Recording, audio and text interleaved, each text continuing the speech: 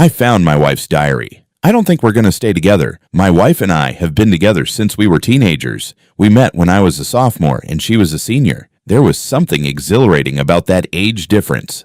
I felt like such a badass cool kid for being able to swing a date with not only a senior, but a genuinely good-looking one at that. I used that exhilaration to my advantage, built up my confidence, learned from her maturity. Hell, she's the one who taught me how to drive. We made it through the honeymoon phase, and by some miracle of God, we prevailed when she ended up going to college while I was left behind in high school for another 2 years. That's not to say it wasn't difficult. I learned a lot about myself in those 2 years. It's kind of insane how paralyzing separation anxiety is. My insecurity grew more and more each day. That's probably why I asked her to marry me immediately after purchasing our first apartment. I hate saying this just because it makes me sound so creepy, but she was mine. She was the only woman I could ever see myself with. If I lost her, it was like I was losing everything. When she agreed, it was like all of those fears and anxieties melted away. I felt so devotedly loved, and for a while, those feelings remained.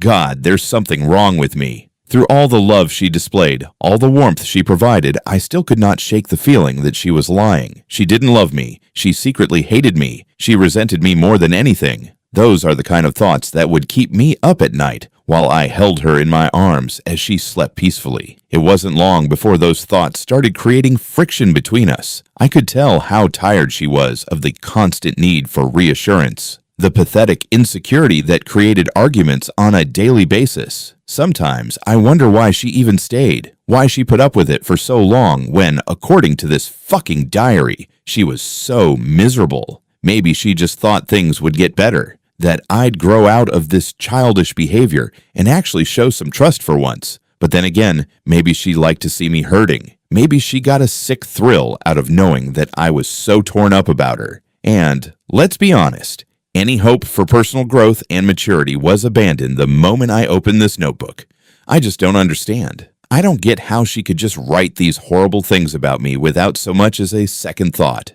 Paranoid, possessive, obsessive, and the one that hurt me the most, terrifying, me. The kid she taught to drive, the kid who fell head over heels for her and never looked back. And here she was, fucking scared of me. After all the freedom I gave her, letting her stay out till 8 p.m., letting her see her friends every month. I even went as far as to allow her a girls' night at the bar last month. It just wasn't enough for her. She wanted to leave, but she was scared. I couldn't even bring myself to read past the 30th page. I simply closed the diary, took a deep breath, and let my head fall in my hands. All my efforts for nothing.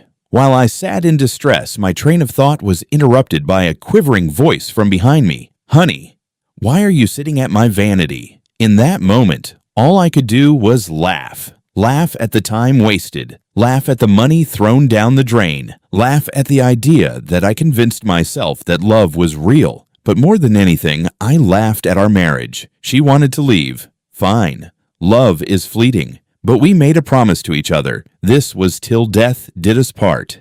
And if she wanted to leave so bad, so be it.